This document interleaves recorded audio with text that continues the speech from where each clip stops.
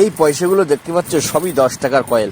এখন এই পয়সাগুলো নোট করব, কিন্তু কোথাও নোট করতে পারছি না। ব্যাংকে বলছে এত খুচরো পয়সা একসঙ্গে নেবে না।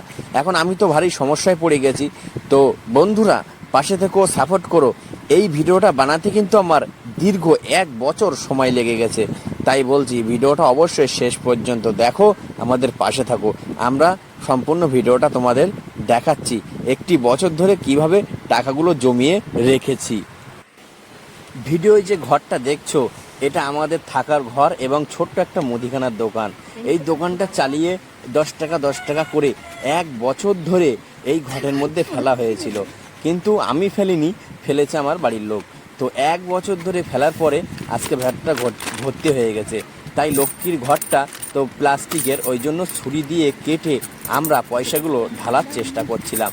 কিন্তু মানে এত চেপে চেপে ভরা হয়েছে, যার কারণে সব পয়সাগুলো একসঙ্গে বার হচ্ছিল না। ওই জন্য একটু লেট হয়েছে আমাদের পয়সাগুলো ঢালতে। আমার প্রিয় বন্ধুরা, তোমরা বলো তো, সবই 10 টাকার কয়েল, এতে মোট কত টাকা হতে পারে? এইগুলো হচ্ছে সবই টাকা। কিন্তু আর একটা সমস্যায় পড়ে গেলাম। সমস্যা হচ্ছে কি, এই টাকাগুলো যে আমরা ব্যাংকে রাখবো, ব্যাংক এত খুচরো পয়সা নেবে না। তা আমাদের কি করতে হবে? আমাদের সব এই দোকানের মাল কিনতে হবে। দোকানের মাল কিনতে গেলে তখন খুচরো পয়সা নেবে। তো বন্ধুরা, তোমরা কমেন্ট করে জানাও এতে কত টাকা হয়েছে। আমি সব ভাগা দিয়ে দিয়েছি লাইন দিয়ে। আর ভিডিওটা শেয়ার করে দাও।